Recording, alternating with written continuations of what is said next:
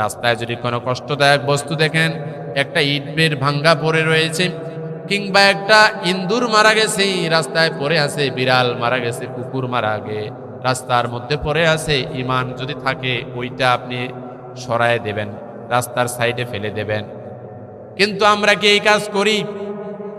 এই কাজ খুব কম করি। বরঞ্চ আমরা রাস্তার উপর ধান শুকাতে দেই, গম শুকাতে দেই, এদিকে আবার গোবরও শুকাতে দেয় কিনা? আছে প্রফেসর সাহেব বলেন, আছে তো? রাস্তার মধ্যে গোবর শুকাইতে দেয় কিনা? এই কাজ করা যাবে না। প্রাণের প্রিয় ভাইরা, যারা ইমানদার দাবি করেন, বিশ্বনবী বলেন রাস্তা থেকে কষ্টদায়ক বস্তু তাদের উচিত হবে সরিয়ে ফেলা। আবার আপনি আমি যদি কষ্টদায়ক বস্তু রাস্তার উপর দেই, ভুট্টা শুকাই, গম শুকাই, ধান শুকাই, গোবর শুকাতে দেই, তাহলে ইমানের পক্ষে কাজ না, ইমানের বিরোধী কাজ হচ্ছে। এই ইমানের বিরোধী কাজ কে কে করবেন? হাত তুলেন। করবেন? ইমান বিরোধী কাজ না বুঝিয়ে হয়তো বলছে, তাই না?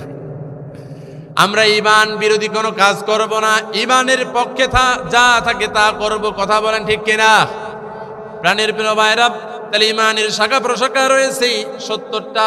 কোন হাদিসে এসেছে 70টারও বেশি শাখা প্রশাখা রয়েছে। তাহলে আপনি আমি যেন পরিপূর্ণ মানতে পারি।